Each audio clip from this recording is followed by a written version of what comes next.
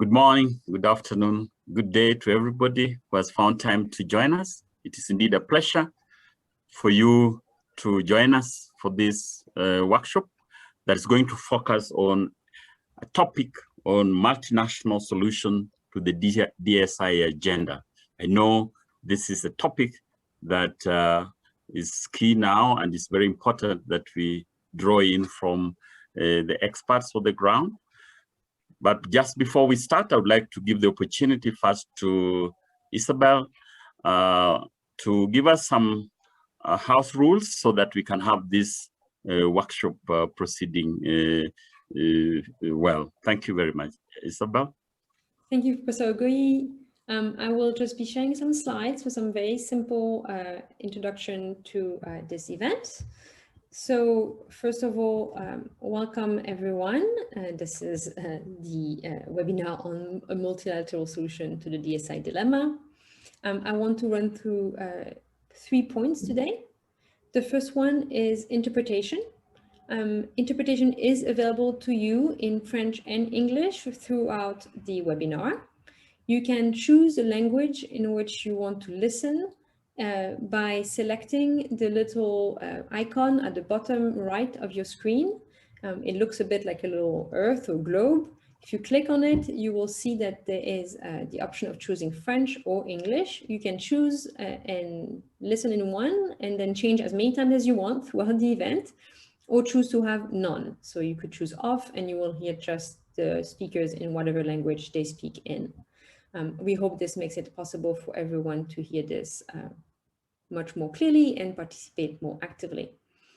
If you are putting questions in the chat, feel free to put them in English or in French, and we will relay them to our chair, Professor Ogoyi, in English for him to ask to the panelists, but feel free to write in either languages.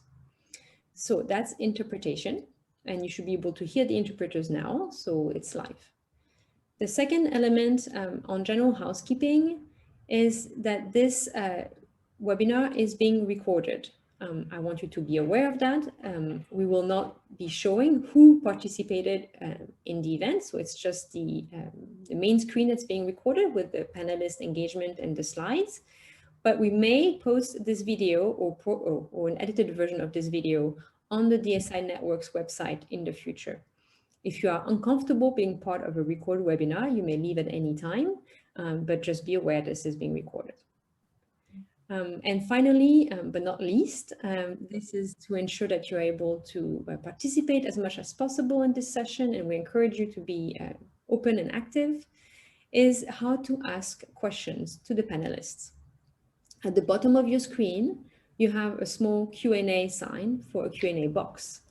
This is the main way in which you can ask questions to the panelists. You just click on the box, you can add questions, and questions will be answered live or in writing and will be moved to answered as we go. We encourage you to ask questions at any time. You don't have to wait for the presentation to be over or for the talks to be over. Just put questions in and we will do our best to answer as many as we can, either in writing or live during this session. And finally, a few ground rules for engagement. We ask you that you use the Q&A box for questions only, not for statements or for discussions between you, because it makes it very difficult for us to track what has been answered or not.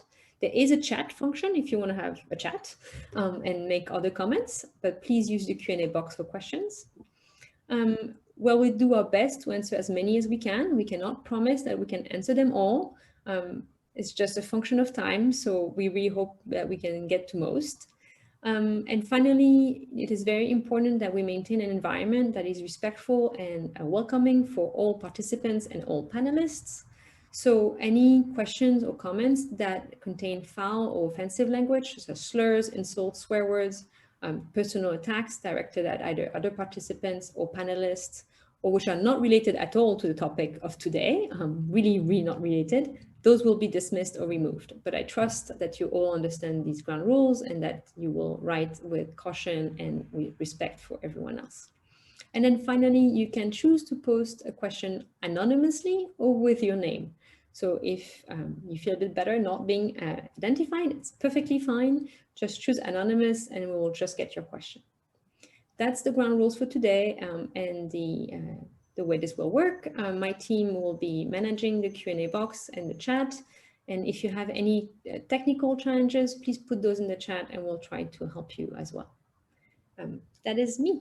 Thank you very much, Professor Ogoyi. I will turn it over back to you. Thank you very much, Isabel, for that brief. I will now once more take the opportunity to welcome you and just give you a brief on this important meeting that we are having. Like has already been mentioned, the focus is really on digital sequence information, and the title is A Multinational Solution to the DSI Agenda. Now, this is an initiative that has been taken, and the meetings are being held on a regional basis, and we are happy to host this in Africa as well. And we basically have 3 objectives.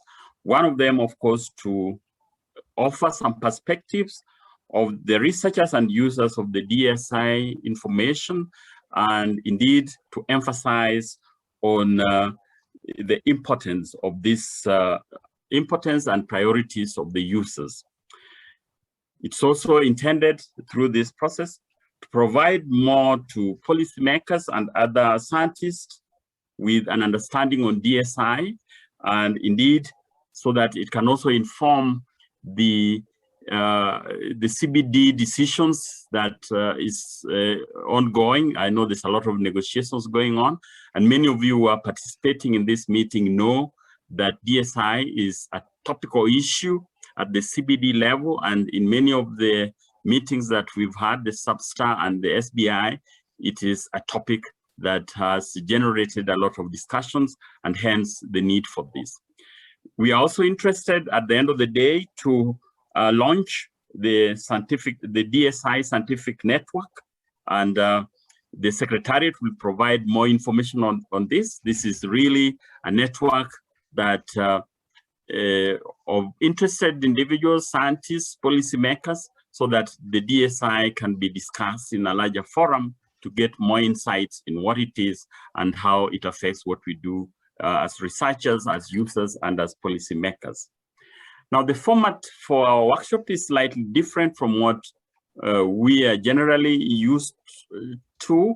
We are going to have brief presentations, 2 brief presentations. The first one will be on an overview on digital sequence information, and this will then be followed by a panel discussion. And panel discussions, the first panel discussions focuses on the DSI use and experience, and we will have our panelists focusing on the DSI use and, of course, the experience they've had with it. We will, after that panel discussion, have a brief presentation again on a multilateral model for DSI and ABS. This will again be given briefly to just break the ice and explain how this DSI and ABS interlinked. Now, this will be followed by a second panel discussion that will focus on what should a benefit sharing mechanism for DSI look like. This is an attempt from the panelists to actually engage, to give insights on how they foresee the benefit sharing mechanism is going to be like. Now, in between, we are going to have questions, the Q&A that you've already been as indicated to you. We'll have your questions. So we'll have directed questions to the panelists, and we will also attempt to answer your questions in the process. Now, the last item will be a wrap-up session, followed by a final process of concluding remarks on our meeting. Ladies and gentlemen, with that brief, I would now want to welcome Amber to start us off by giving us a brief on an overview on DSI to the audience. Amber, the floor is yours. Thank you, Professor Ogoyi, and sorry that I clicked the share slide button a second too early. Thank you for the kind introduction. Hello, friends and colleagues. It's nice to see you all here today. Thank you for joining us. As Professor Ogoyi suggested, I'm going to just give a highline overview of some of the discussions that colleagues and I have been having within the DSI Scientific Network over the past few months.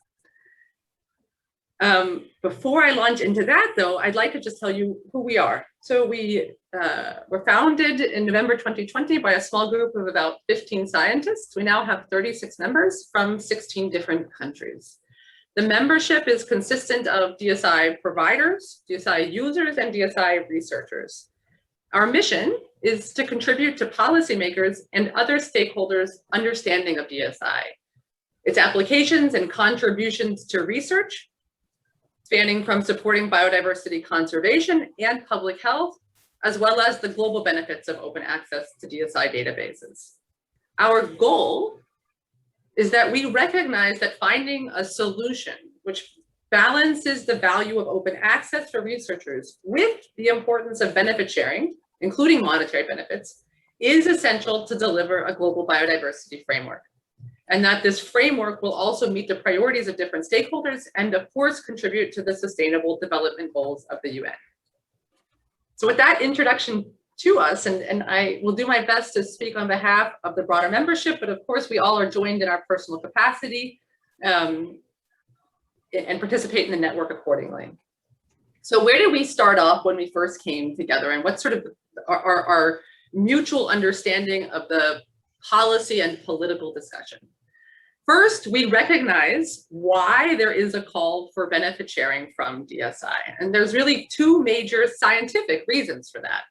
The first is that there has been an explosion in sequencing and the resulting data since the Nagoya Protocol was negotiated. So the protocol is negotiated in 2010. That's here in the kind of the middle of this graph.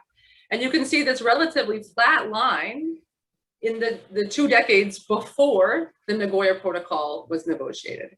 And then shortly afterwards, you see this exponential and actually over exponential growth in some years that enables a huge amount of data to enter the public domain, which is a really good thing for science, but it is different from the status quo at the time the protocol was negotiated.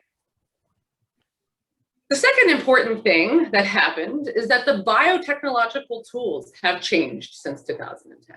There's really two key words here: synthetic biology, which is the overarching category, and in particular gene editing technologies, known most commonly or famously as CRISPR-Cas9, and the award for last year's Nobel Prize in Medicine was given for this discovery.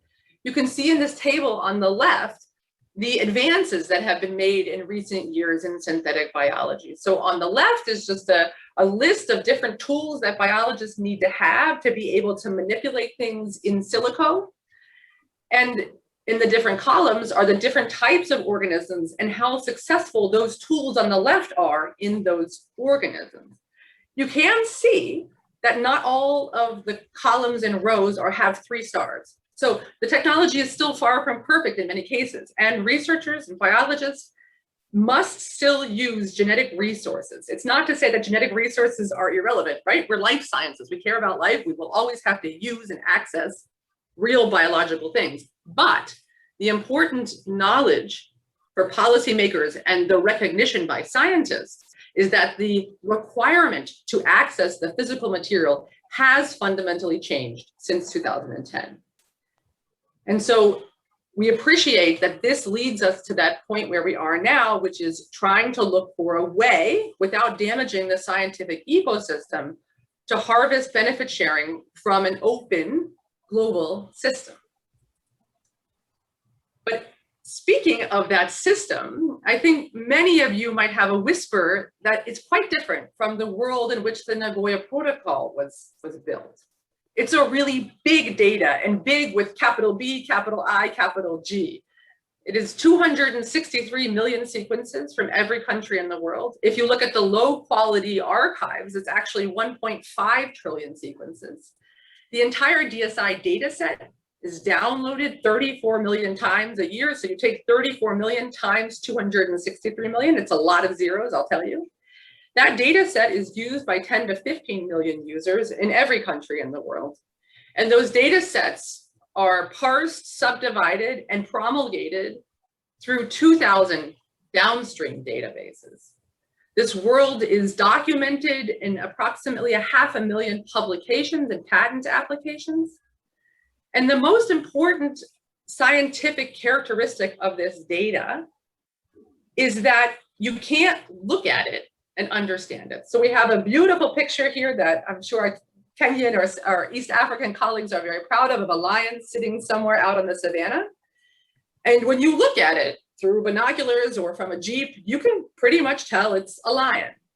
In comparison, the image on the right means nothing, either to you or to me. The only way that we know what TGACAT means or does is when we compare it to sequences that have already been understood by other scientists. And we iteratively, step by step, try to understand and interpret this data. And the more data we have in the global library of sequences, the better we're going to be able to understand additional biodiversity. And this is a fundamental difference for genetic resources. So what I'd like to do now is to take you through an analysis of a subset of this data of 9 million sequences where the country of origin is known and where these data were cited in 118,000 open access publications. Oh, sorry, that was in the wrong place. So what we've done here is we've asked the question, where did the DSI come from in terms of the country of origin? And then we asked, where was the author of that publication located? And when we do this, we can come up with global network diagrams. You can see here in this example that my colleague Kassahun, who will be on the panel today, that 61 countries are using Ethiopian DSI, right? And you can see interesting patterns going, across to West Africa, Cameroon using this data, Congo using this data, but also the United States and Australia. So very different kinds of geographical usage patterns.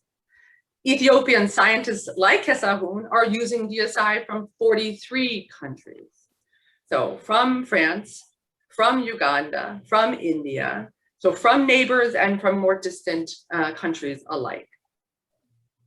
We can do this again for Douglas, Christian, and Professor Ogoyi's countries, Kenya. There are 79 countries that are using Kenyan DSI. Again, regional users and also farther away users coming from Europe and as well as from North America. And then we see that Kenyan scientists are using DSI from 83 countries. So again, here in this case, Kenya is roughly equally providing and using DSI, at least when we're looking at these national level usage patterns and providing patterns. There are 93 countries that are using South African DSI. We have Krystal here today on the panel, and perhaps she has contributed some of the DSI to the global database, and other countries and other scientists are using that data, such as colleagues here in Germany, as well as colleagues over in South America, in Brazil, in China. And you really, again, here see the broad geographical pattern. South African scientists like Krystal are using DSI from 147 countries. So again, here, middle income country has a slight dominance of use compared to provisioning of data. And my colleague Halima, sitting in Algeria, there are 35 countries that are using Algerian DSI. Again, I repeat myself, broad geographical patterns. And Algerian scientists such as Halima are using DSI from 20 countries. Here, a slight trend towards provisioning rather than for using. So you can see when we look at all these different countries that there are many different kinds of patterns, but that every country that we're going to hear from today, and in fact, every country in the world, is both a provider and a user of DSA. With that, I have to gratefully acknowledge the colleagues that we have had the pleasure of working together on this global DSI data set. Colleagues from EMBL EBI in the UK, as well as here within Germany and from abroad. Thank you. Professor Ogoyi, back to you. Thank you very much, Amber, for that excellent presentation. I think it lays a good background for our subsequent discussions. I think the message that you carry home, that we are both users and also producers of DSI, we benefit and other people benefit from us as well. Now, I would like now to take an opportunity to welcome the panelists. I'll give just a brief on their profiles, and you can be online as I introduce you. I'll start with Tesfaye. Tesfaye Kassahun is the Director General of Ethiopian Biotechnology Institute since 2016. He's also the Associate Professor of Genetics at the Institute of Biotechnology at Addis Ababa University. Please feel welcome. Thank you.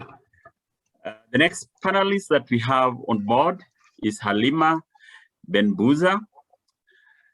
Halima is currently the Director at the National Council of Scientific Research and Technology. Before then, in 2016, she was chosen as one of the 6 best African women scientists by the Next Einstein Forum, NEF, a Pan-African education organization. Between 2015 and 2019, she was appointed a representative of Algeria to UNESCO Intergovernmental Commission for Bioethics. Welcome, Halima. Thank you so much. The next panelist that I would like to introduce is Krystal Tolley. Krystal Tolley is a principal researcher at South African National Biodiversity Institute in Cape Town. She is a research associate at the University of Johannesburg and a honorary researcher at the University of Witwatersrand. Welcome, Krystal. I would also want to welcome on board Professor Douglas Miano. Now, Douglas Miano is an associate professor at the University of Nairobi. He is a researcher with a long period of research. The most recent research focus was on GM cassava, which was recently approved for commercialization in Kenya. Douglas, feel welcome. Now, the last panelist is Christian Tiambo. Now, Christian Tiambo works with the Center for Tropical Livestock Genetics and Health at the International Livestock Institute in Nairobi, Kenya, where he supports the development of biobanking of poultry genetic resource and precision breeding in Africa. He's also involved in the implementation of access and benefit sharing and related obligations under the Nagoya Protocol for animal genetic resources, and also exploration of adaptive genes and candidates for genome editing in poultry and cattle. Indeed, that is the panelists that we have, and we are happy to have you on board. My name is Dorington Ogoyi. I'm the CEO of National Biosafety Authority. I'm the national focal point for the Cartagena Protocol, and I'm happy to moderate this discussion. Now, I would like to start the discussion by directing my first question to Christian, Krystal, and Kassahun. Just take a few minutes and reflect and give a response in that order. And I would like to ask the team, how do you use DSI, and what matters do you as a user, what matters most to you as a user or a researcher for that matter? Christian, you can go in first, Krystal, and then Kassahun. The floor is yours. Okay, thank you. Thank you very much, Professor Ogoyi. And a great pleasure for us to be part of this webinar to share a few ideas and to discuss with each other and understand what is the really dilemma behind this DSI. So let me start by what matters for us. And as scientists and researchers from the Center for Tropical Livestock Genetics and Health and at ILRI, what matters to us when we are using the DSI is to remain in line with our mission and visions at ILRI, which is on better life through livestock. So allow me to introduce a bit what is ILRI for everybody to understand very well what we do. So at ILRI or CTLGH, we mostly conduct strategic research for agricultural development, ensuring food security with a mission to benefit smallholder farmers in developing countries. It means what we are doing is in perfect line with what Amber just presented a few minutes ago. So we are producers and we are users as well.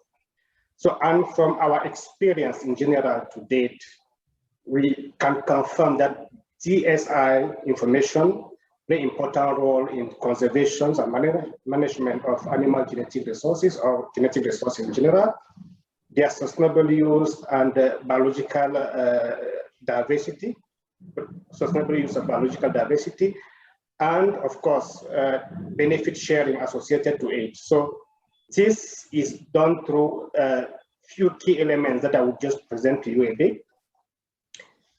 First, with respect to the conservation and management of genetic resources at ILRI,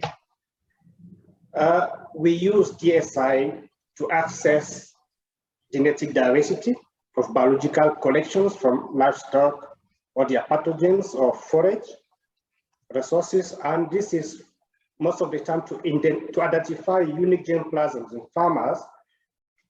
In farmers' fields, we may not yet be included in ex situ collections. And this may have specific traits for productivities or adaptability or resilience, and or maybe under specific traits in a given ecosystem. And this baseline information is essential for developing more effective ex situ or in situ conservation strategies. So this is one of the ways we use GSI. And on the aspect concerning sustainable use, CTH or ILRI, we try to couple the DSI genetic, the digital sequence information with phenotypic and other data that may be like traditional knowledge or traditional knowledge associated with genetic resources. And this is to identify genotypes that are best preferred by farmers for their specific need or adapted to their different agroecological needs. And this is still in line with better livelihood through livestock. And also, we need to mention that as a user of genetic information, our reproductive and precision breeding platform at CTHGH, we use DSI to explore tropical livestock in general, as Prof. Ogoyi just said, for adaptive genes as candidates for genome editing to improve livestock productivities and resilience in the changing environment. And we know that as the climate is changing, we need to identify animals which are best suited for specific environment. And this is how we use DSI. And all this information is later on integrated into breeding programs, as it is the case with some of our farmer-facing programs like the African Chicken Genetic Games or the African Dairy Genetic Games. And this is where GSI is increasingly more useful in achieving accelerated genetic gains, targeting efficient use of genetic diversity in sustainable agriculture for the benefit of our farmers. Christian, I'm sure you can finalize. Yeah. Exactly, yeah. So this is how we try to improve, to use the GSI for the betterment of livelihood of our farmers through livestock. So that is it, Professor Ogoyi. Thank you very much. Thank you very much, Christian, for that elaboration. I would like to invite Krystal to give a presentation. Remember, the question is, how do you use DSI and what matters most to you as a user? And many of the panelists are scientists. So Krystal, the floor is yours. Just a brief one. All right, thanks, Prof. Yeah, so I'm like Christian, I'm a user of DSI, but also a producer of the information. And my research is strictly non-commercial research. I work in a very biologically rich region of Southern Africa. And unlike Christian, the research, well, it involves animal DNA sequencing of animals, but unlike Christian, it's for a very different purpose. So some of the examples of the research that sequences have been used for is discovery of new species, using DNA barcoding to evaluate species richness in biodiversity hotspots, and there's even applications to conservation of wild animals. So a really nice practical example of this relates to biodiversity surveys that we carry out in unexplored or poorly known areas. And in Africa, there's a lot of unexplored areas still. And we use the DNA barcoding and the species discovery work, and we can show that in these areas we're finding new species in some of the places. In fact, quite a lot of new species in many places. But some of these places are currently being destroyed by habitat loss. So our results have been used to leverage the listings of these areas as key biodiversity areas. And these key biodiversity areas have a global status, and they require that the governments take action to conserve the areas for the protection of the species and the habitats. So for all these studies, access to sequence data from public repositories is needed for comparative purposes. And Amber has already explained this in her slides that she shows. But for example, the DNA sequence of a new species is not going to be helpful on its own unless we can compare it to a global database that has other species in it. And we basically check whether our species is different and therefore it's new. And without access to these public repositories, we can't identify the new species. And if we couldn't do that, these key biodiversity areas would never have been delineated or established. So it's a very practical example of how this can be used to the good of, well, the planet really. And so that's how I use DSI. But what matters to me, it's actually quite simple, that there needs to be continued open access to the global repositories. And that all researchers should be contributing to those global repositories. And really, I think it's for the common good of society, for the planet, for the species on this planet, that this happens. And it worries me that restricting access would undermine this process. And in my view, benefit sharing has already happened. It is happening because we are all now receiving the benefits of this open access research. And my own example of that, establishing the key biodiversity areas is exactly that. We have done that through open access. And so that's what matters to me. And that's how I use DSI. And yeah, that's.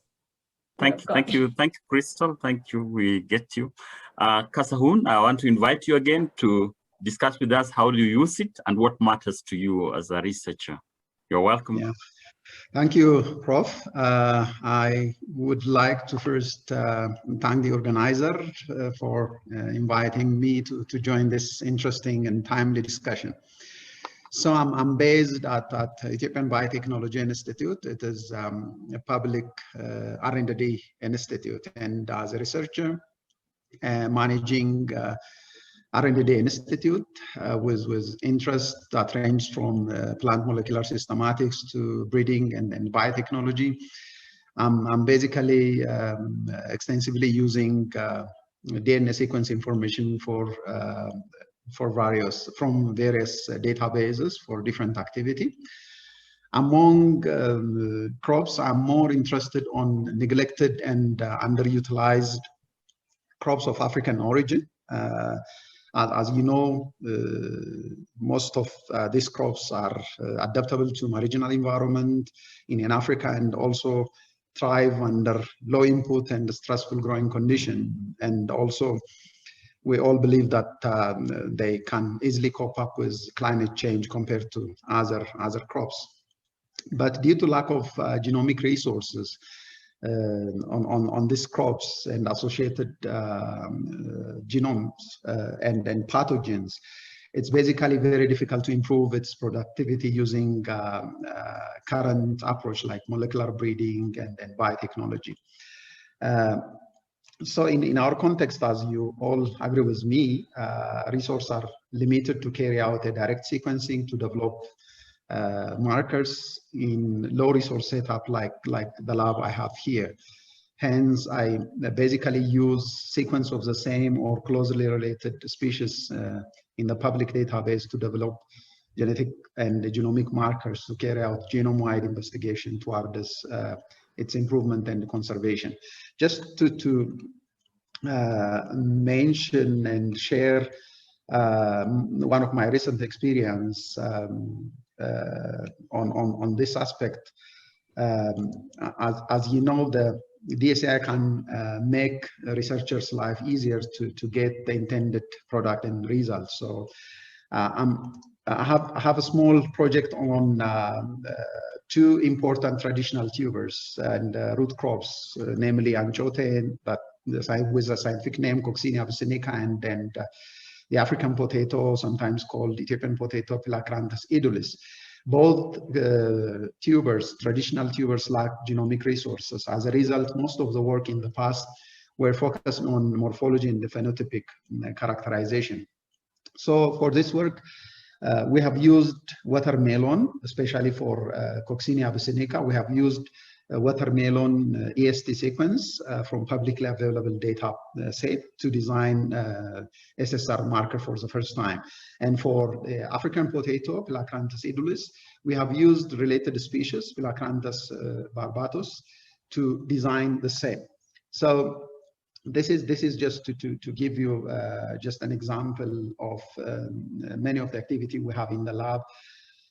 We have used a free accessible DNA sequence data from public database to design markers for conservation and then sustainable use and improvement of this particular traditional tuber and root crops we have in Ethiopia.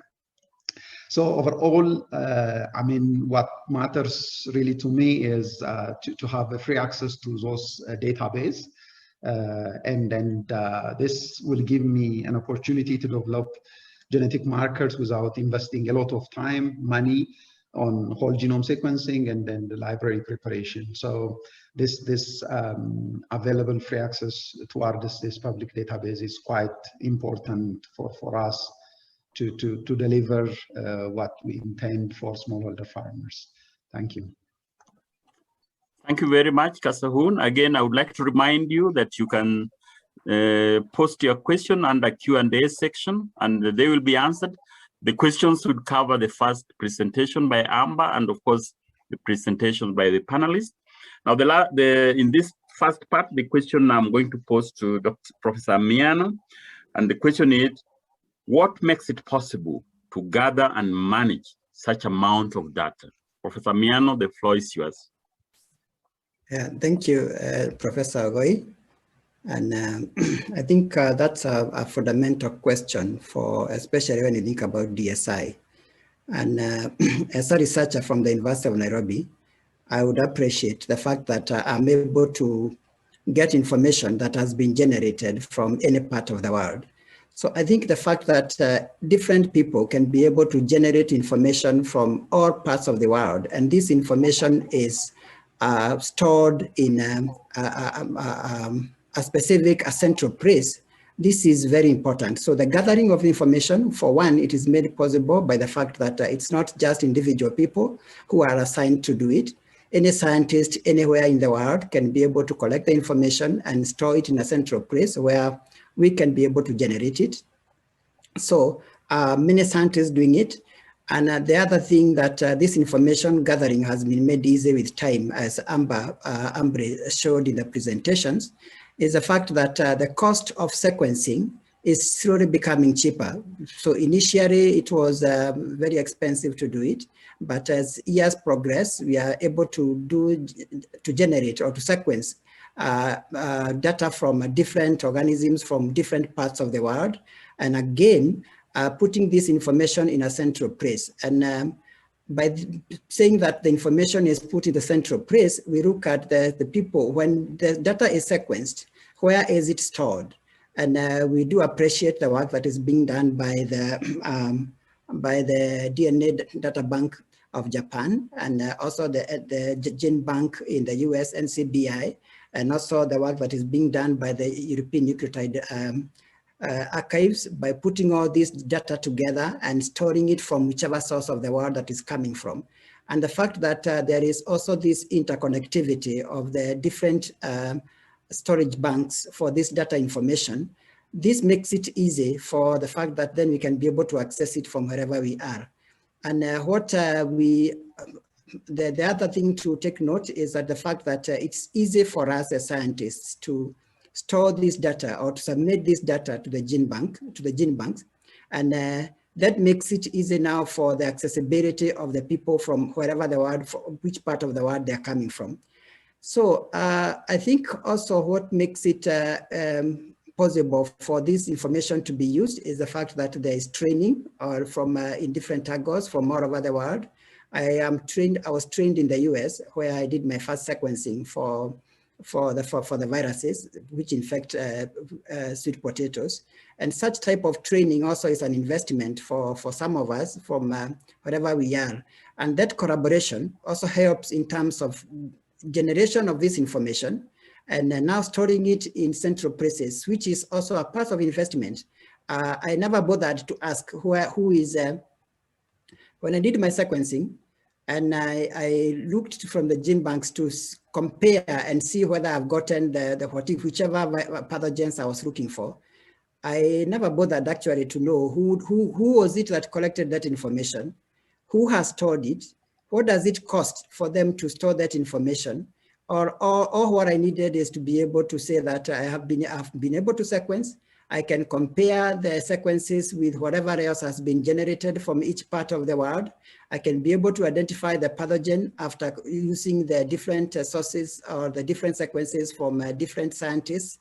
And I think eventually what I would conclude for this statement is that collecting the data is easy because it is done by each and every scientist from every part of the world.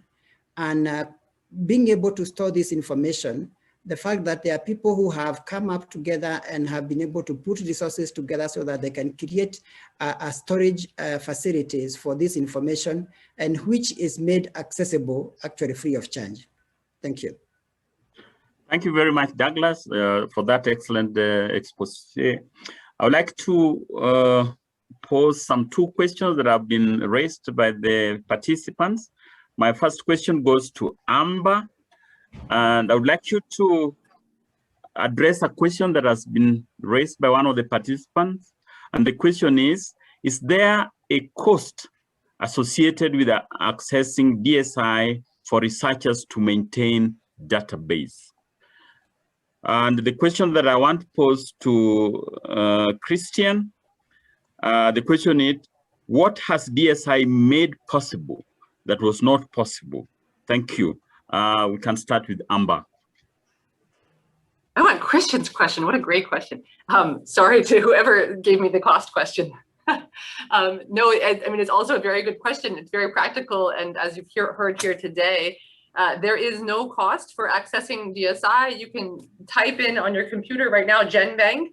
It will come up. It will not require a login or a registration or an email address. If you want the watermelon genome that Kassahun talked about, you can type in watermelon genome GenBank and pull up a lot of A's, C's, G's, and T's right now without any conditions. And that is what we're talking about. It's fully and completely open access. The historical reason that it is free and open is because it was really, really, really expensive to do in the early 80s. And when you got 10 letters, 10 sequences in a row, or 500, you know, you didn't want to repeat it, or your colleagues to have to repeat it because you'd made a tiny little step forwards. And by putting it in a central repository, people could build on this and take little baby steps at a time. And then we started to go from hundreds of sequences to 1,000, and then from 1,000 to a couple 100,000. And then in the 90s, late 90s, I graduated from college in 1998. And in that year, the human genome was published. That was a really big breakthrough. And that's when we started to get into the 30 million base pair sequence. And the cool thing is all along the way, this global library of letters just keeps growing and growing and growing. And, you know, at first we only knew about model organisms, about the little tiny bacteria called E. coli. And then we knew a little bit about the mouse, and then a little bit about Arabidopsis, and then the human genome, and then small bacteria and viruses. And we keep expanding and expanding and expanding. And that's why all of the examples that you heard today, from African tubers to new animal species to African chickens and cows, and on are possible, or the viruses, the cassava viruses that Douglas studies. And that is yeah, sorry, I've gone on, but that's the excitement. Thank you very much, Amber. Christian, you have an input. What has it enabled you that was not possible before now? Thank you. Yeah, thank you very much. And we understood from the Prof. Kassahun presentation the work he's doing on the orphan crops, etc., or livestock. So you see, this is the DSI is just allowing rapid comparison between species and also allowing discovery of what is existing in the orphan crops, as you mentioned. And you also heard that from Douglas' presentation that he is able to do that comparison from wherever the sequences are coming from and to be able to rapidly include it in his research. And this is also allowing rapid genetic gain, but including genes of interest into direct populations. It means you try to shorten the generations interval when we are planning, we are breeding a system. So these are just two examples on how the DSI is really bringing revolutions in the breeding system, agricultural sector, for example. Thank you. Thank you very much, Christian. I'm sure we're going to discuss more of this later. Now, I'd like to pose the next series of questions to the panelists again. The first question that I have is, how does the generation, sharing and use of the DSI create benefits for others besides the researchers using the DSI directly? I want to pose that question to Halima and Kassahun. I can repeat the question one more time. How does the generation, sharing and use of DSI create benefit for others besides the researchers using the DSI directly? Halima, the floor is yours. Thank you, Professor Ogoyi. So, as everyone knows, that DSI sharing and producing DSI is really crucial for daily work for all researchers in life sciences, and examples were highlighted by the distinguished panelists, member panelists. And not only this, the DSI is related to many other important fields like biodiversity, as you mentioned, it was mentioned.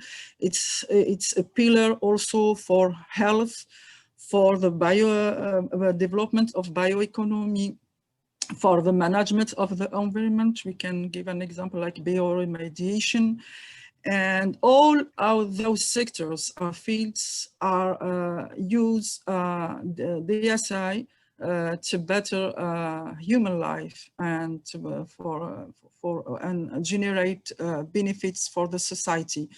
So if I just take an example for health, and there is here a lesson to learn from the pandemic of COVID-19. At the beginning, as everyone know, the sequence of the virus were not available, and then China shared the sequence, and this enabled most of researchers worldwide to compare it and to use it, and diagnosis kits were produced. And imagine if this DSI, this information was not shared by China and other countries, what would be happen now? I think that generating and producing DSI, it's obviously very important and benefit to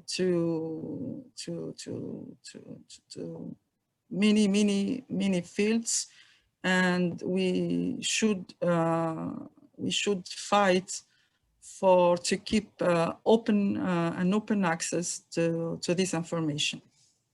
But yeah, last example, the international sequence, nucleotide sequence collaboration database. This is, I think, an example that shows the open access benefit to everyone, and everyone can use it from anywhere from the world. And this is really useful for all scientists and companies and human in general worldwide. Thank you. Thank you very much. Let me invite Kassahun to also give his input. Yeah, thank you, Prof. Yes, when we are thinking of DSI, only research and scientific community comes to our mind, but in most of the cases, the research and scientific community engaged on problem you find in different sectors. It could be agriculture, health, or industry or environment. So the ultimate access of DSI for research community would help the research community to address issues in the society in a shorter time. So specifically, the availability of DNA sequence in the database makes possible to access and use biological data for various kind of different research types without having the original biological material directly. So this makes easier for researchers to accomplish their specific task with shorter time and also little cost. So this helps the researchers and scientific community to address some of the challenges in the society. And a good example is what Halima already mentioned about COVID. In addition, specifically if you think of agriculture, searching and comparing like thousands of similar sequences and identifying sequence responsible for desirable trait via different kinds of approach, including comparative genomics, would help you to release or develop a cultivar in shorter time for smallholder farmers. So this would help to increase crop and animal productivity and contribute toward this food security, income for smallholder farmers, and also improve market price for urban dwellers. So overall, I mean, open access would help us to get a product in shorter time, and this would facilitate or help the local farmers in getting new variety, and also the food industry in getting raw material, and of course consumers can also benefit indirectly from this activity. So apart from developing a product for smallholder farmers, sequence data, access to sequence data can also be used to generate information for conservation strategy and also sustainable use, like what Krystal told us before, and design additional collection mission for germplasm, and of course develop a marker to trace a product across the value chain I mean to get a good price for specialty market, and also to get the right product in the market. So apart from researchers, DSI access to DNA sequence information would help to enhance productivity by getting a variety or a product in shorter time, so that the local farmers and the consumers can benefit out of it. Yeah, thank you. Thank you very much, Kassahun. That was very well stated. I would like to pose the next question, and I would like them to very briefly explain to us what is the difference in the way genetic resources and DSI are used in research. What is the difference in the way genetic resources and DSI are used in research? I'd like to invite Douglas to make brief comments, and Amber also to make brief comments on the same. You're welcome, Douglas. Yeah, thank you, Professor Ogoyi. I think the question is the differences in the way that the genetic resources are used and the way the DSI is being used. And I look at it from the point of view that when you think about the genetic resource, it more or less refers to the physical material that you want to deal with. And in case of its applications and its use, then it's looking at how are you going to utilize those materials as you have obtained them from maybe from wherever they are located.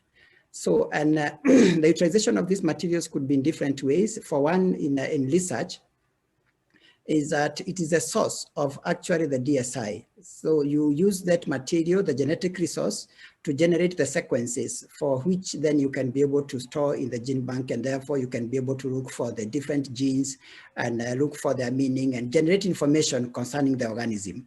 So for research, we also use it for other purposes. For example, you might be interested in studying its other forms of characteristics, its survival in different places, its productivity, if it's for example, plants or animals and all that. So in essence, you are utilizing the genetic resource as you can see it. And this may also bring in the issue of especially of sharing when you want to share with different people. So that means that you can be able to see the physical material and you can agree on how you're going to share it and up to what extent one can be able to use it for research purposes, or you want to go beyond the research and for production of commercial products and all that. But this is genetic resource that you can be able to see. When you come to the DSI, on the other hand, this makes it different because the DSI does not necessarily have to be physical. If I wanted to get the sequences for a particular organism, and I don't necessarily have to go to, if it was, for example, sequenced from Japan or from Russia, wherever, and I can be able to get the sequences for that organism from wherever I am. I can get it from the gene bank, and therefore from there I can be able to utilize it for whatever purposes I want. But it is its utilization. For example, I can use it for, if I have the sequences from an organism in Kenya, from where I am, I can be able to compare those sequences from whichever other parts of the world that has already been explained by my colleagues. The other part of utilization is that I can be able to use those sequences if I can be able to annotate the pathways for which they can be able to produce a different, which are takes for particular genes, which is obtained from the information from the gene bank. If I have that information, I can utilize those sequences.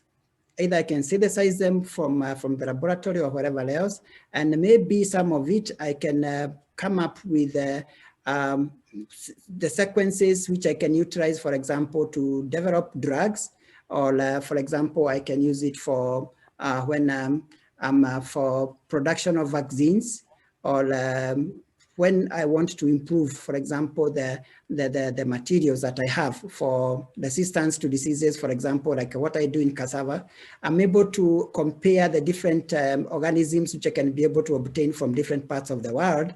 And if I'm looking for, let's say, a region that I would say, if I'm producing a vaccine and I want to use particular sequences, for example, to produce the proteins for whatever, so that they can produce the antibodies or the antiserum that I want to produce.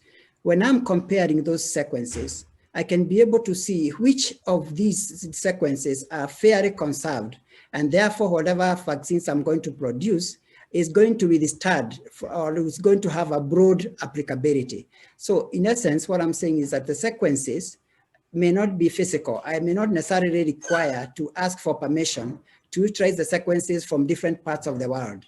But for the genetic resources, the likely thing is that I have to prepare to sign agreements with whatever source that I'm going to get the materials, so that then I can have permission to go on and use to whichever level. So I think there's a difference between the fact that the accessibility of genetic resources, it's if you follow the Convention on Biological Diversity and the protocols that come from it, and how you are supposed to utilize those resources, is slightly different from when you are utilizing the DSI, because the information for now is accessible freely from wherever it is stored.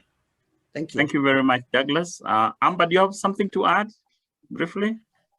Yeah, I had one slide that went to this point, which was some of the key differences in my mind. And just very quick, big data. I mean, it's big, big, big, and it's going to get bigger. It doubles in size every 2 years. And it's hard to double something that's already several hundred million. That's a lot of data. The other key difference is that we have already an infrastructure in place.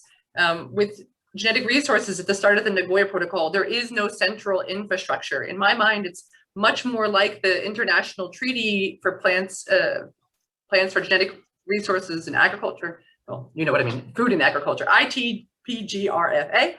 where they already had the gene banks in place, right? And they already had a central infrastructure that scientists were using. It's much more like that, with a central infrastructure where everybody's already exchanging, depositing, and that wasn't in place, for example, at the start of the Nagoya Protocol. The third I also mentioned, which is without comparison, we don't know what it means. If I look at a lion, it's a lion. If I look at a lion's genome, I have no idea what it means until I compare it to the tiger or to the monkey or whatever it might be. And another important thing is that it really is actually a scientific tool. You know, as Kassahun so nicely said, it's something that lets me skip steps or build on the shoulders of others, right? So without the open databases, then without having the watermelon genome, I love this example, then Kassahun would have had to sequence the whole genomes of these traditional African tubers, which would have been a lot more expensive and a lot more time consuming. So it lets me skip steps because we're all sharing. I mean, those are some properties that we don't really have when it comes to genetic resources. Thank you very much, Amber. There's a question that is directly to Kassahun, and I would like to read it. Do you think the scientists that sequenced the watermelon genome knew it would be used for the study of traditional African tubers? Can you guess how your data will ever be used? Kassahun, a quick one for you. Yeah, I think that the people who have sequenced the watermelon genome, they just deposited there for public use. So they are probably molecular systematics or a breeder or a molecular breeder. So I guess they have also probably used more or less the same approach and system, so that they are definitely, I'm definitely sure that they know that someone in one part of the globe would make use of their sequence data. So definitely they have that kind of things in their mind. So that's what I would like to comment. Thank you very much, Kassahun. That then takes us to the next level. We are having a brief presentation, and I would now want to welcome Amber to make a brief presentation on multilateral model for DSI and ABS. Amber, the floor is yours.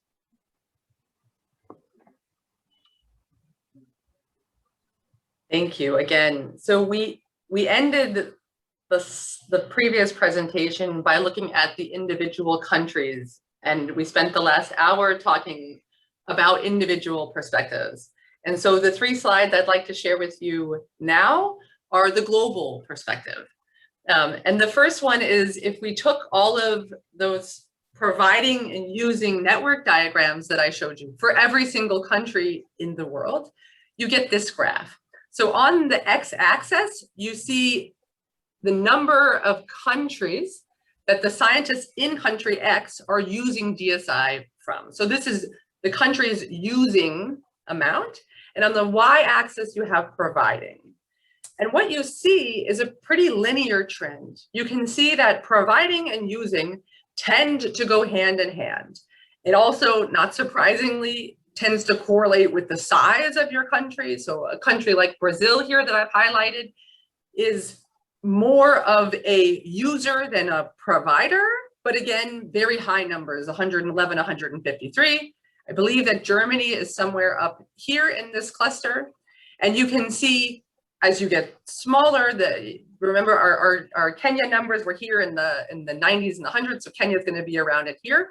But what you see in this global pattern is similar amounts of providing and using. And what this teaches us is that we want to enable this providing and using, to enable this global collaboration to stay a healthy and active part of the research community, especially in the context of biodiversity and conservation.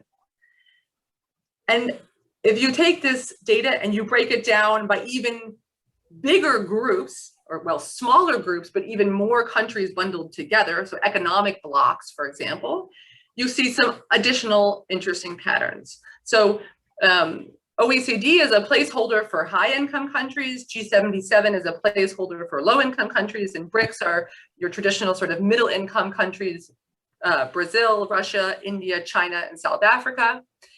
And you can see here that the biggest piece in each of the columns is or matches the country of origin for the DSI. So the location of the using scientist is matching to the country of origin for the DSI, which means, if you look at the title of the slide, DSI is used more by locals than by foreigners. So OECD users use OECD sourced DSI more than they use G77 and BRICS DSI. G77 users use G77 sourced DSI more than BRICS or OECD sourced DSI. And BRICS users use BRICS sourced DSI more than G77 or OECD sourced DSI.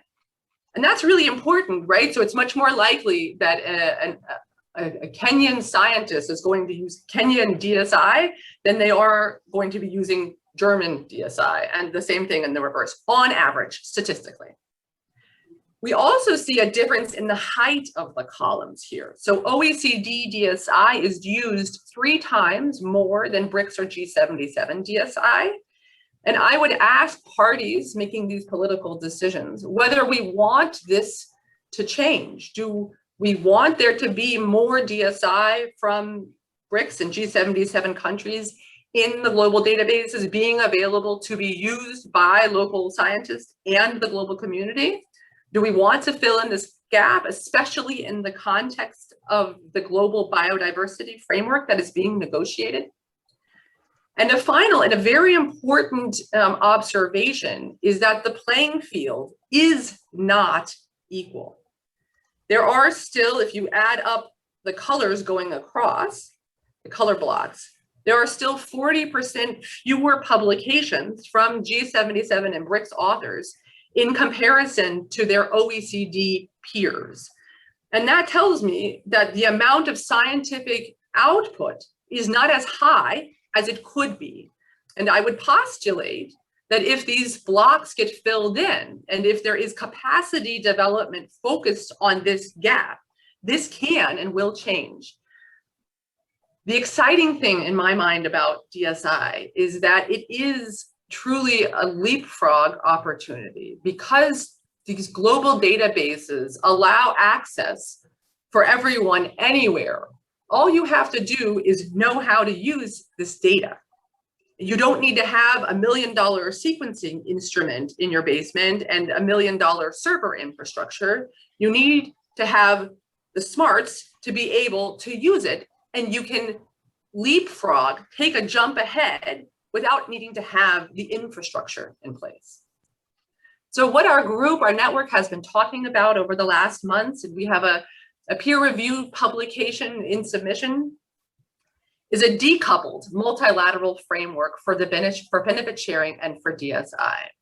The key observation about decoupling is to separate database and access from the benefit sharing mechanism.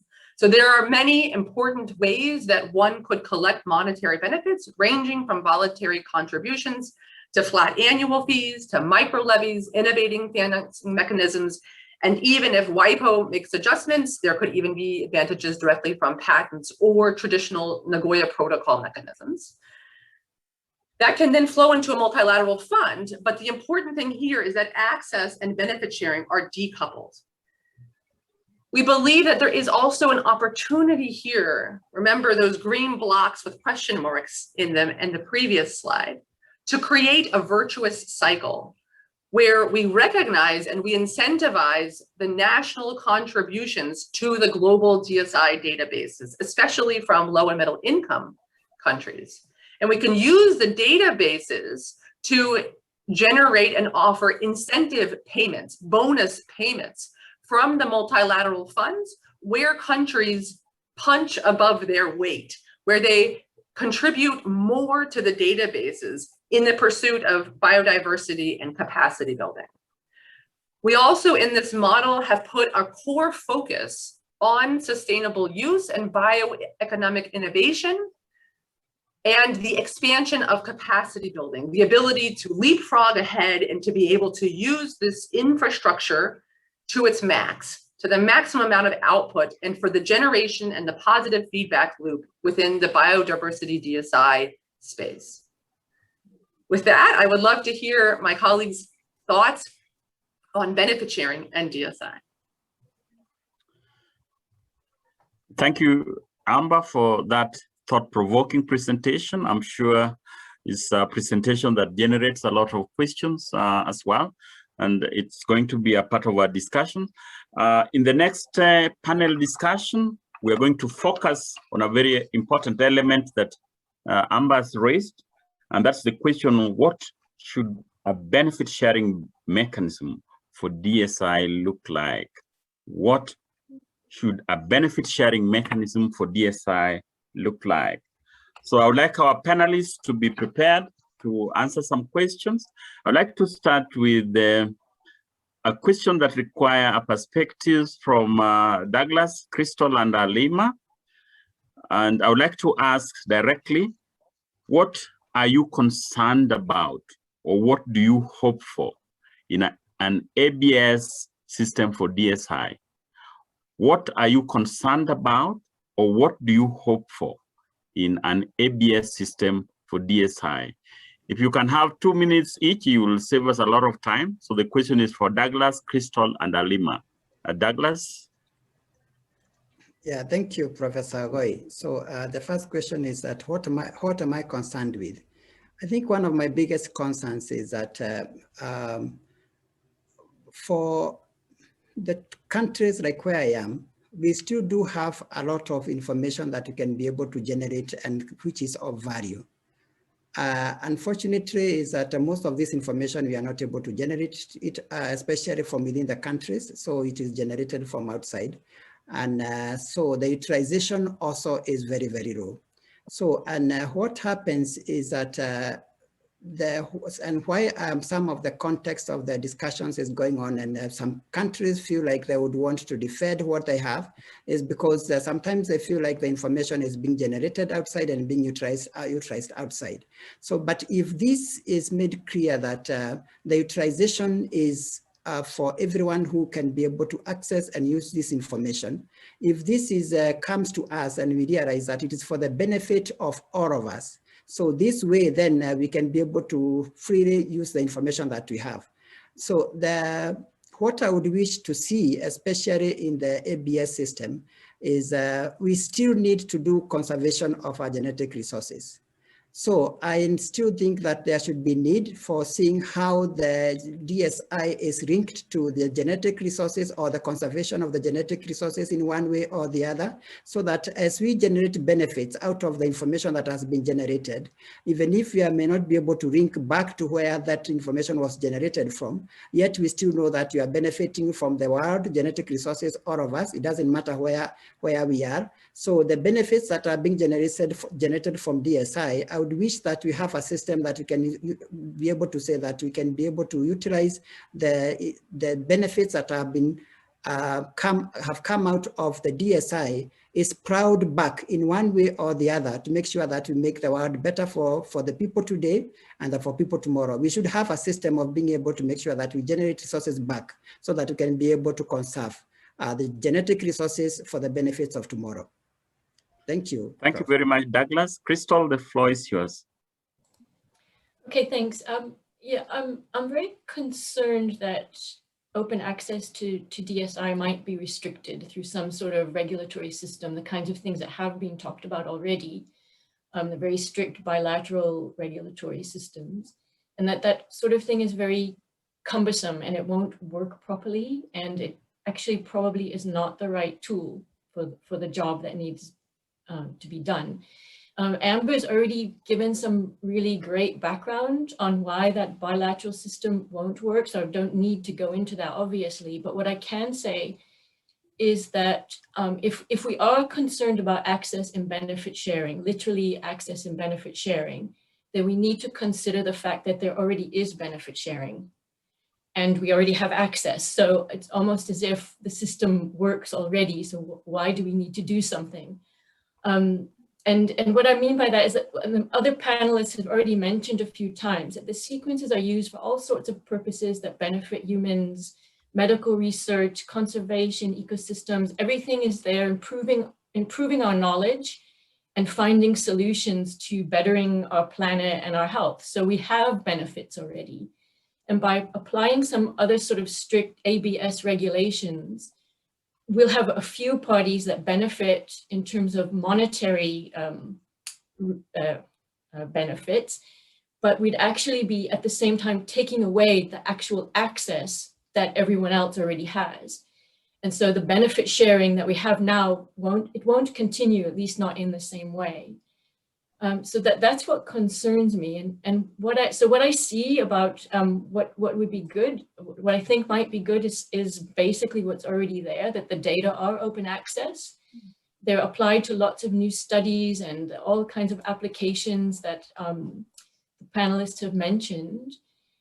But I do think that we could improve, and this is some of what I'm probably now echoing a bit of what Douglas has just said and what Amber's slides were about, is that if there ever are going to be monetary benefits, we need to have them put back into a system that grows skills and infrastructure, particularly in the nations that are already biologically rich, that feel, as Douglas said, a bit taken advantage of, and a lot of those nations lag behind in their research capacity. So if the monetary benefits could be put into building that, that's the kind of thing we're aiming for, I think. And some of Amber's slides were showing that, actually.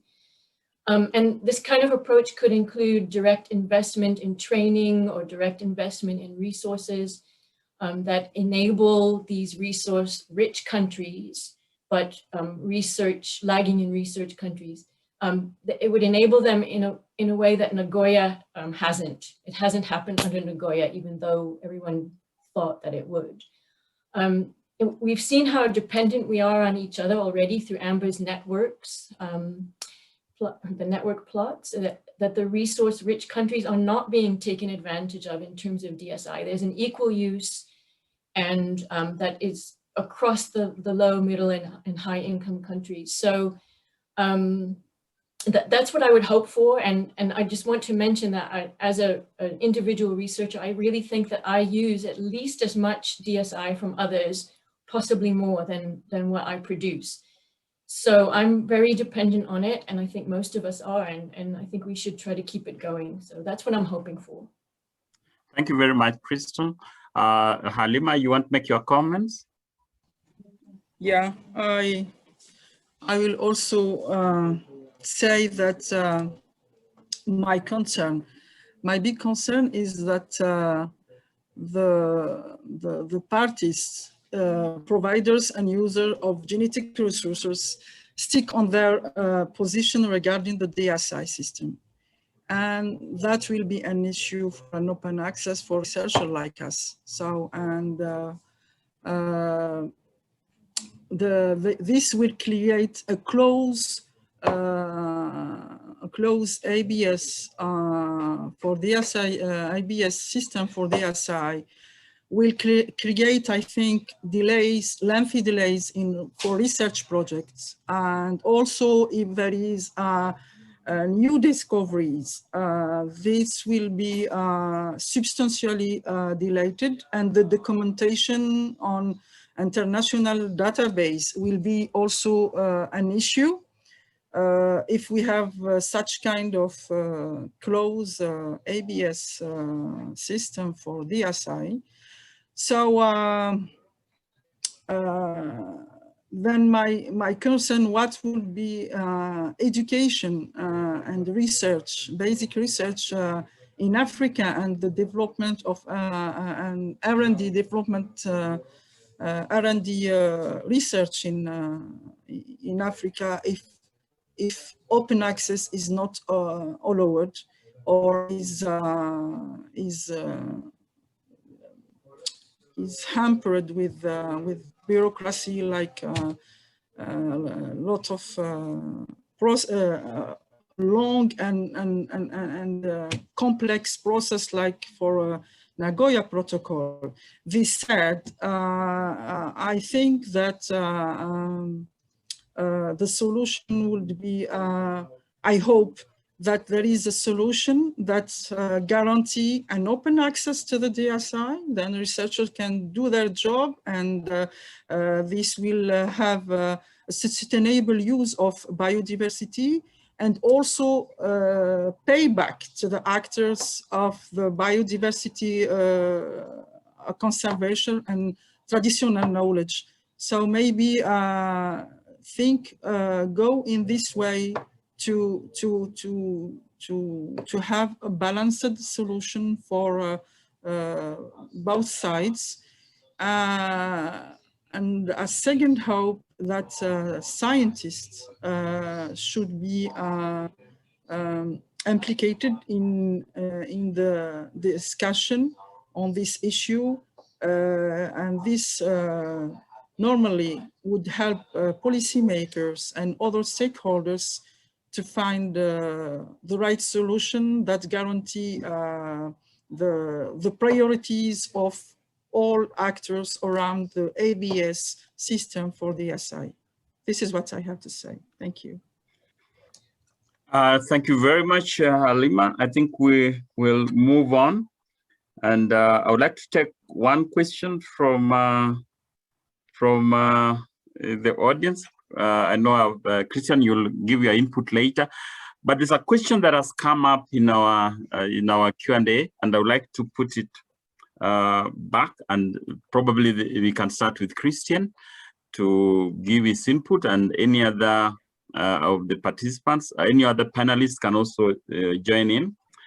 And the question is, can the origin of DSI data be determined? And related to that question is with respect to the rights to the indigenous people. How can we identify the origin country for DSI data, and how can we ensure that where there is a benefit, the indigenous people would benefit from such resources that are generated? Is that clear? Christian, you can go first, and I invite one of the panelists also to chip in. The origin of DSI, and should we be able to trace back the origin? How can the indigenous group benefit? Should there be some benefit accrued from such data? Yeah, thank you very much, Prof. We just saw from the AMBA presentation that it is very possible to trace and identify the origins of the DSI. So we saw from her presentation how countries like Kenya is using DSI from different number of countries, and who are also having access to Kenyan DSI. So it is very possible. And of course, at the level of the benefit sharing coming from aid, there is still a lot of work to be done, and on tracking the benefit. So we need to make sure that we have a system in place to track the benefit going from the peak and the mat that is available, and see exactly which kind of mechanism we should be able to put in place to connect it to the use and bringing it back to the level of the countries, and see how let's say the monetary benefits coming from it is really going down to what is benefiting to the farmers or to the communities. It can be in terms of capacity building, awareness creations, infrastructure development, etc. So it is very possible to have that, but that would depend on how policymakers and all the stakeholders of the DSI and the ABS at the country levels are developing their policies to handle the whole issue. Yeah. Thank you very much. Any other input from the panelists? I put a technical note in the chat, if that's helpful to the, yeah. Okay.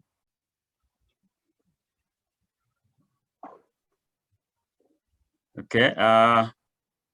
I can see there's a posting in the chat for panelists and also the participants that highlights how it's possible to trace the source. I'm sure the participants are viewing this as well.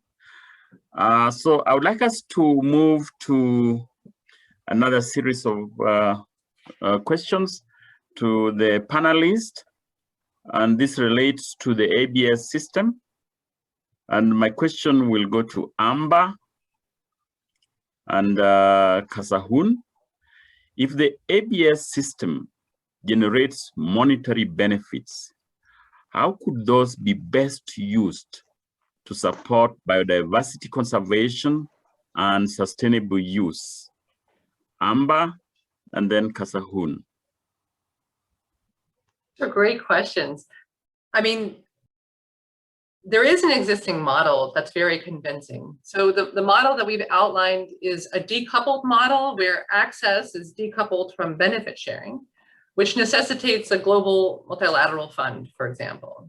And within the GEF, the Global Environment Facility Multilateral Fund, the distribution of those funds is on a project basis where nation states or individual groups, for example, IPLCs, indigenous peoples, can apply for funds, and that those funds can be administratively constructed so that they're used for specific purposes. So we talked a lot today about the need for capacity building, especially for genomics and bioinformatics for the life sciences where this DSI is used. So you could imagine taking the funds and saying, okay, here is I don't know, a number, 40% dedicated to capacity building in genomics and bioinformatics. Here is a chunk dedicated to biodiversity and sustainable use. Here is a dedicated piece for IPLCs. You could also imagine doing slices according to biology, where you would say, if in a crazy world you had a multilateral fund for DSI that was universal across multiple UN treaties, across the ITPGRFA, across UNCLOS, the Law of the High Seas, and across CBD. I know this is a crazy idea, but if you had that for all of DSI in one fund, then you could also take the fund and divide based upon the data in the databases, the proportionment of those funds to those different users accordingly. You would have the data from the databases, you know how much data is in there from the ocean and from plants and from not everything else. And you could also subdivide the funds in those ways. So that's one thing I think that's attractive about a project-based fund, is you have those choices available. Thank you very much, Amber. I wonder if Kassahun, you want to have an input? Yeah, I mean, Amber has correctly addressed the issue, but I just wanted to point out one of the key challenges on, I mean, DSR benefit access and benefit sharing. I mean, in many cases, I mean, sequence-based analysis and the study for sequence-based analysis and the study, usually researchers are using and also aligning several sequences to compare and develop markers or identify specific genes for desirable trait. In this case, defining a precise contribution of a single species or a single sequence or a single DSI to the end product is a big challenge, and specifically connecting this with the required amount of benefit sharing for a specific sequence that might be deposited from different source, probably different researchers, different community, different country, is is impossible. So the best model to address the issue of access and benefit sharing for DSI is a multilateral approach that Amber clearly mentioned. Specifically, it could be a technical, institutional, human capacity building to make use of available public sequences. Apart from this, I mean, the finance or the fund could also go into conserving the ecosystem and the biodiversity of those important and relevant crops in biodiversity hotspot areas. Thank you. Thank you very much, Kassahun. I think I would like to address another question that we have, and this is directly to the scientist with us. I know all of us are scientists on board, but I would like to direct it to Halima, Christian, and Douglas. And the question is, how can researchers and scientists contribute to shaping ABS policies that will impact their work? How can researchers and scientists contribute to shaping the ABS policies that will impact on their work? Where do you want to get involved to influence policy on ABS? We can go with Halima, then Christian, and Douglas last. Halima? Thank you, Professor Ogoyi. So as a scientist, I would like to that the discussion continue on this DSI and ABS system for DSI, and create an open dialogue, and the scientists in general have the duty to inform or to synthesize their policy makers in their countries on the importance of the open access to the information and to DSI. So this is important. Then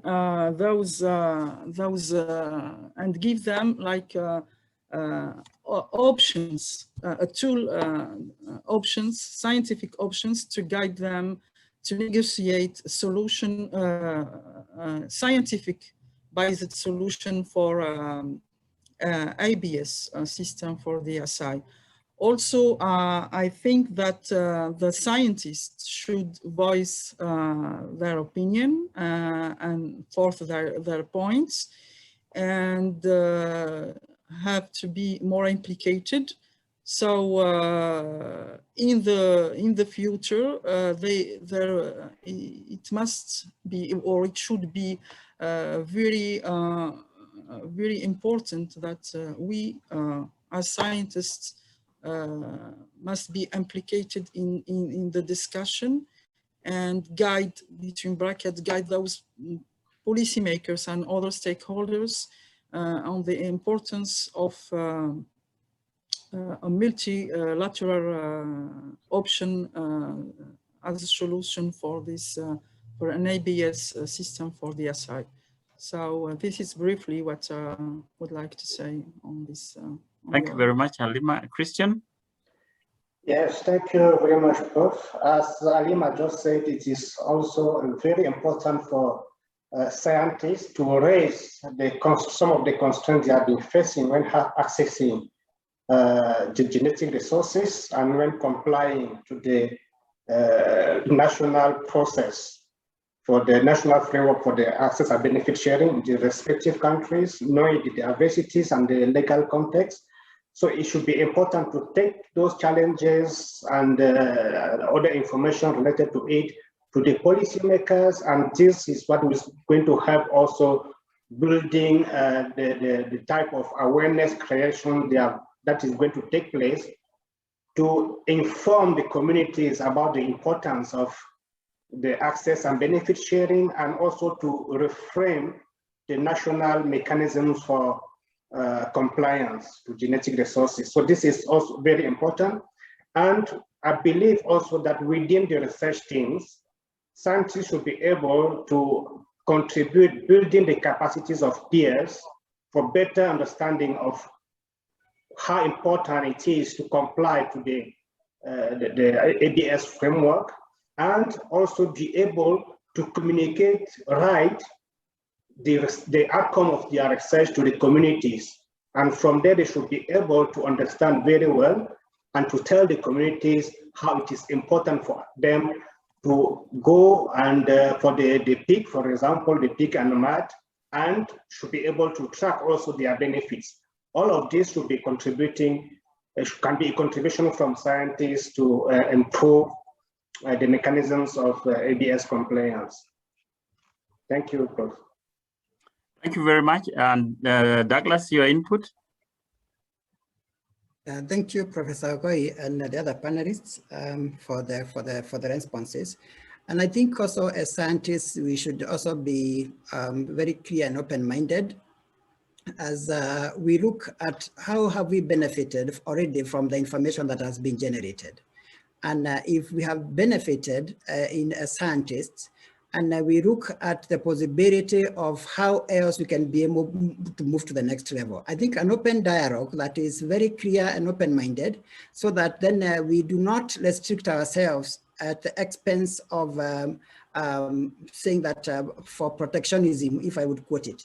So, and then after that, we can be able to let the policymakers understand that how science works. So that at the end of the day, I don't tie myself as a scientist within the restrictions and the rules and the regulations that may come, while we know that we can be able to access more benefits by advancing in science. So that said, I think we should also be looking at making sure that as we discuss with the policymakers and the people who make policy, they should also be clear to understand that the world is becoming an open market. And it will be very difficult for us to restrict ourselves to within specific jurisdictions. So as we look at the policies that are made, we should be able to protect ourselves, and it's the benefits of the scientists to bring across and the information that is needed to make such policies. So I look at it from the point of view that as we even negotiate about the issues to do within our protocol, the voice of the scientists should be clear, so that then we cannot necessarily restrict ourselves from the roles and they are needed, but we also make sure that we are able to move from to the next level. And this voice of the scientists is needed. So we should be on the table as the negotiations are going on, so that you can give the different perspectives. Thank you. Thank you very much, Douglas. And I'm going to ask a question that has come from the audience. And I would probably like Amber to comment. And I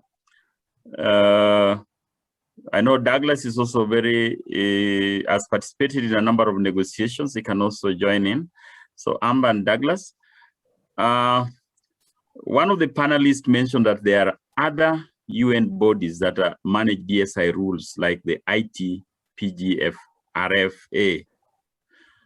So what is the scope of the CBD, and what will happen if the CBD has one system and then the other bodies has another system? How can we have some synergy so that the various other bodies that are handling DSI, as well as the CBD, are able to speak with one voice?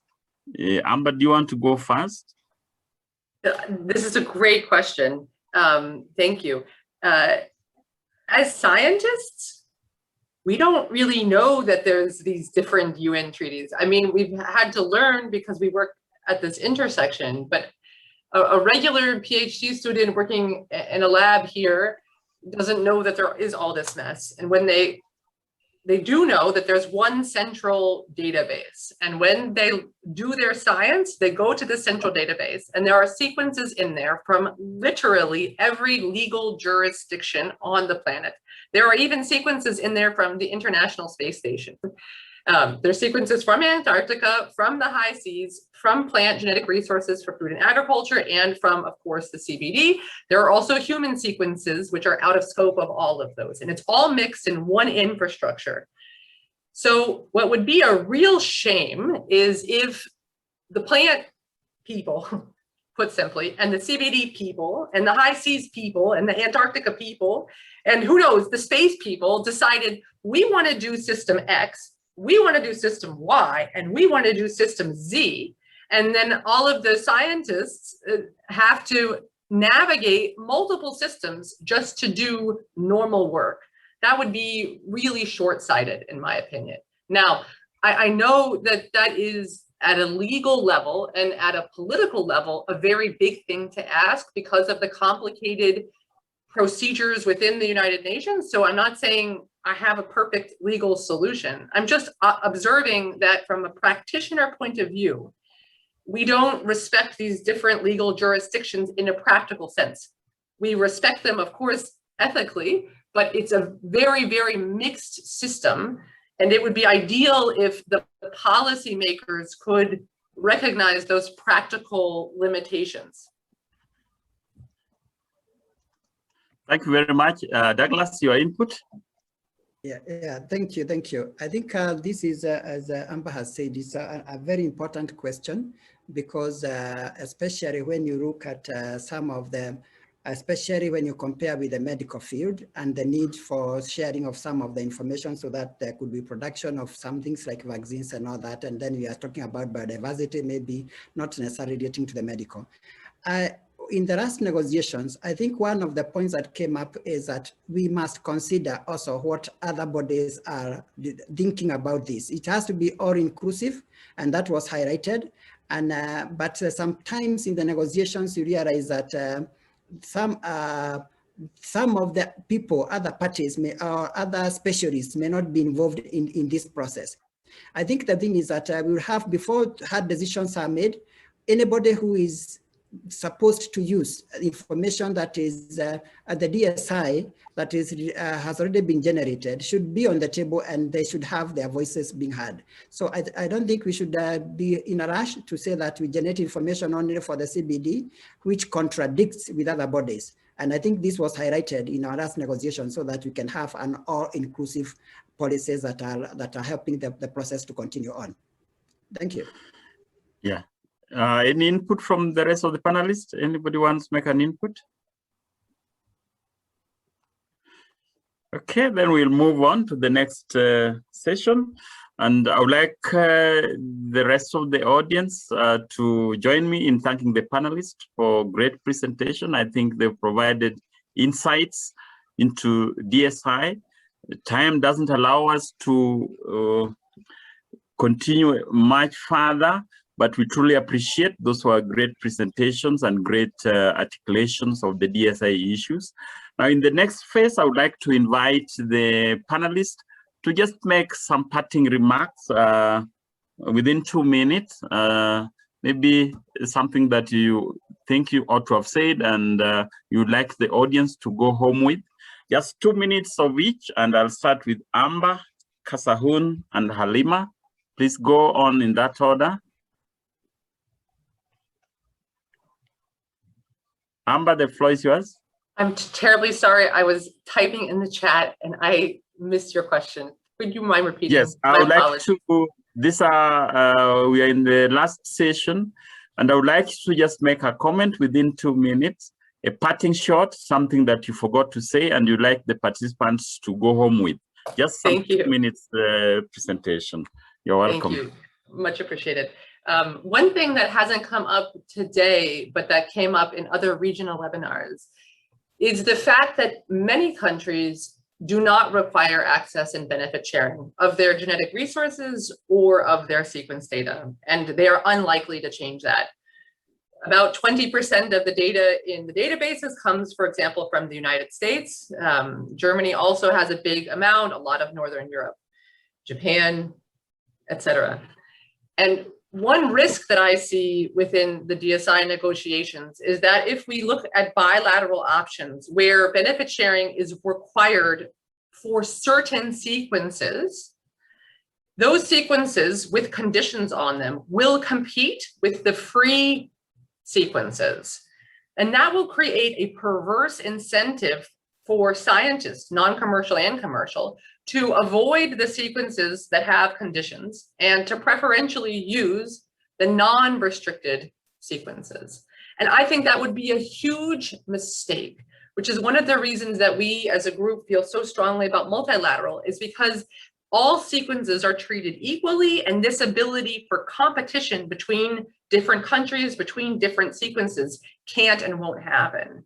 And I think that's an overlooked technical aspect that doesn't come up often enough in the DSI debate.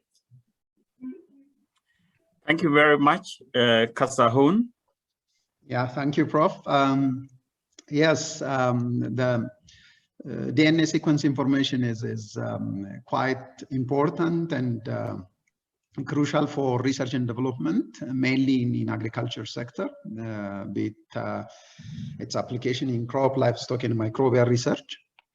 So open and accessible DSI have a significant value for genomic support research in those sectors, which in turn contribute to increase productivity and then also enhance the income of smallholder farmers and ultimately help to meet the UN development goals. So we need to have like an improved ABS system that fit to access and benefit sharing specifically for DNA sequence informations. So in line with this, I mean, capacity development, be it technical and institutional and HR or human, to make use of DSI in the public domain should be a priority for a developing country, and any kind of ABS system should address this capacity limitation we have in developing country. Thank you very much. Thank you very much, Halima.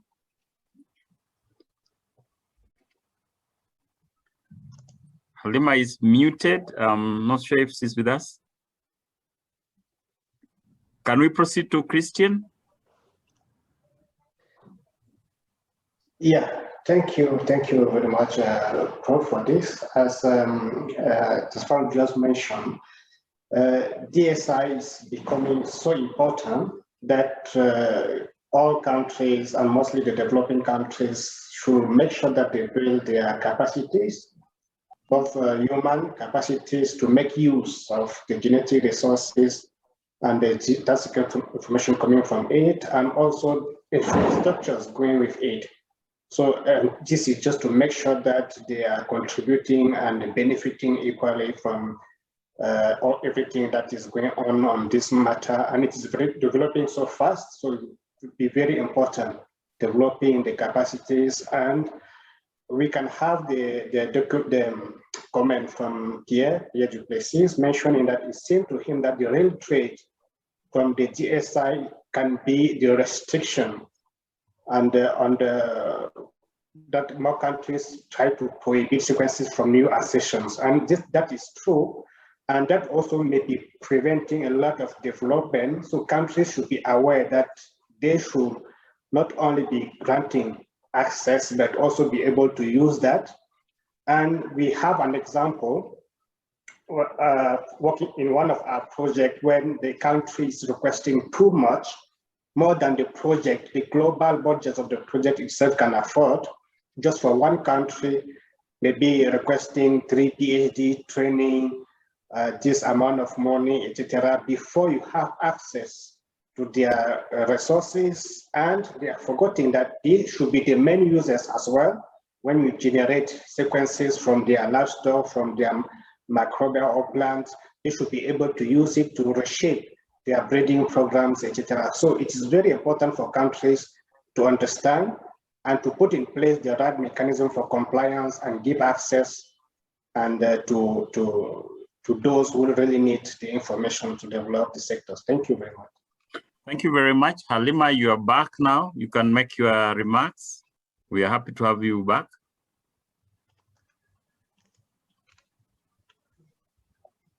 Did she just disappear? She did again. I'm sorry about that.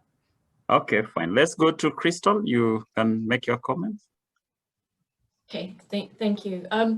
So I think we should take a lesson from history here.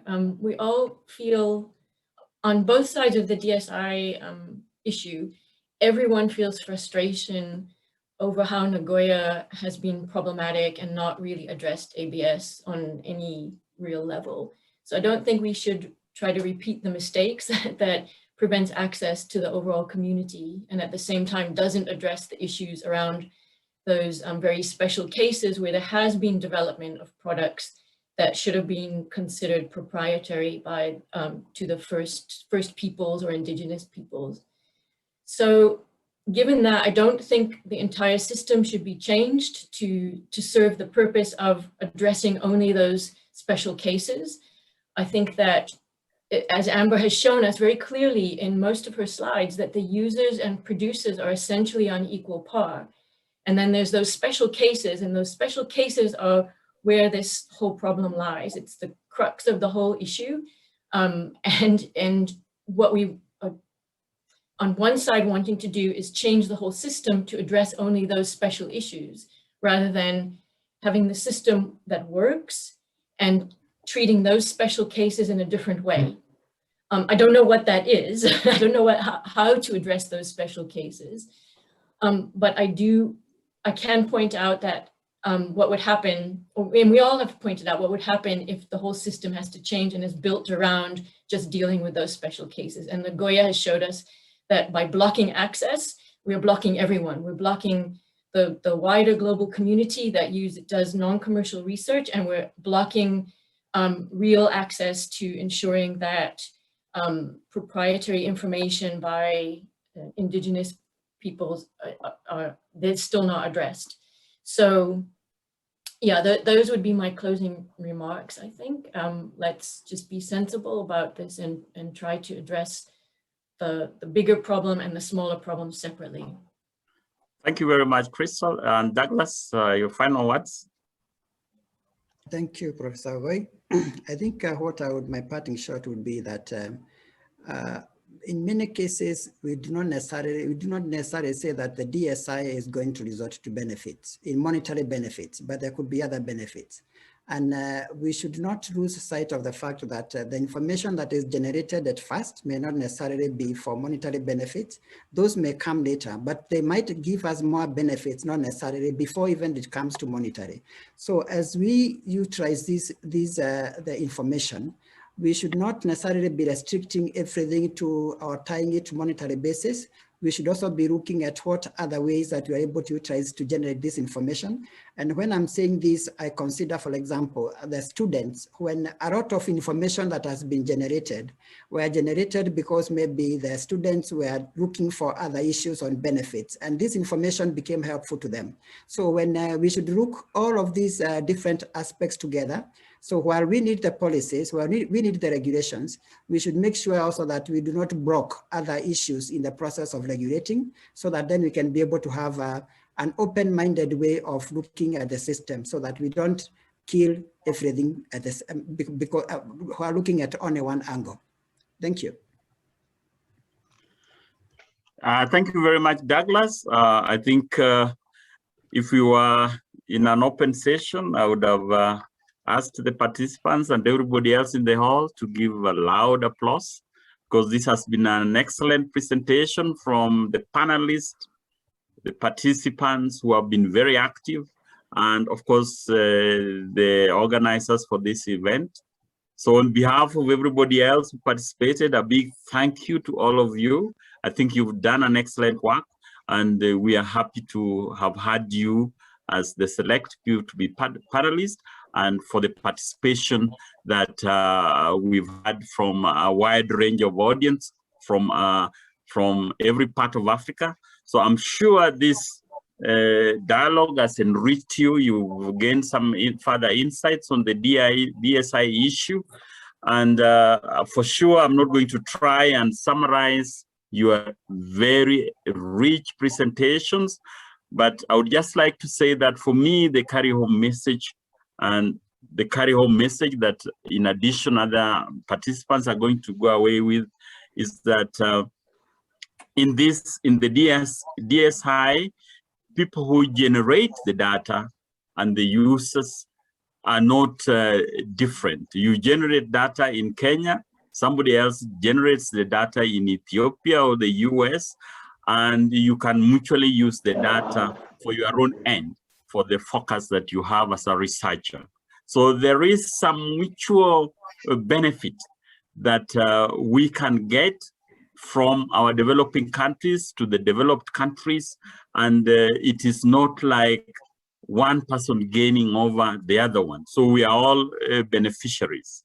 Another very important take-home message for me that I know Kassahun really discussed is the issue that in many of our researchers in the agricultural field, the ultimate target is really that small-scale farmer, the one that has a half an acre, and you develop your new varieties, and they may not know the mechanism you've used to do that, but they benefit. So there's already some benefit. He may have generated some variety that has improved productivity. The farmer benefits, the consumer benefits, and essentially every researcher, that is their desire, that the small scale farmer would benefit. So there is already some form of benefit sharing. The question that we ask, and I know Krystal really brought it out, that there is indeed already some sharing, but can we improve it? And there are many mechanisms that have been suggested by the panelists, that there are many mechanisms that can be used for benefit sharing. Some of it could be infrastructural, some of it can be on training, trading. So there's a lot of avenues that we can expand, but it should be expanded with a view of ensuring that this data is available for the good of the community that we serve as scientists and also as policymakers. Now, for me as a regulator, one of the things that has also come out is all the scientists that were asked this question was whether they need to be involved in influencing policy. Many a times scientists take a backseat and we don't want to be involved, but I can tell you policymakers need to make decisions from informed positions.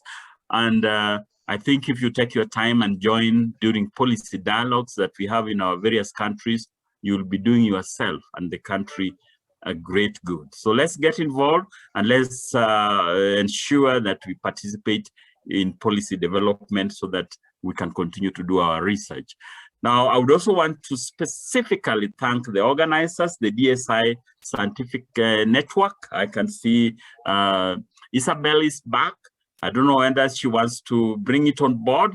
Tell us about the DSI and how we can get engaged, and probably if there are some events that you intend to have in the future. Just a few minutes before we end.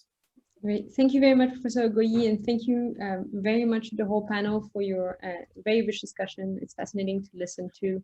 We've run a series of 4 regional webinars, and this is the 3rd. We have a last one this afternoon. And this was kind of our first big series of events.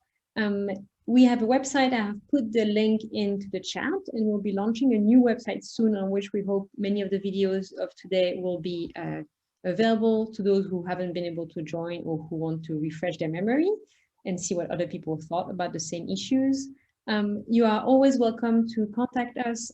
My team, Zara, Ben, and I are the secretariat to this group, and I've also put our emails in the chat. So if you want to learn more about the network, if you want to share views with us or have a follow-up from the event, please send us an email. You are always welcome. And soon we'll have also a direct email to the secretariat. So this is an initiative that's new or in its early stage, but we hope it grows bigger. Come look at the website, find out more, and then please reach out to us. And thank you everyone who joined us today on this series. Thank you very much, Isabel. We indeed look forward to the publication by Amber and her team. I hope it will be available at some stage. It gives great insights on how data sharing is being done. And I'm sure the participants here would look forward to it. Otherwise, thank you very much. I do wish you all a productive day. I'm sure most of you are ending their day or in the middle of it. You have a great day, and thank you for being with us. Goodbye to everybody. Bye. Bye.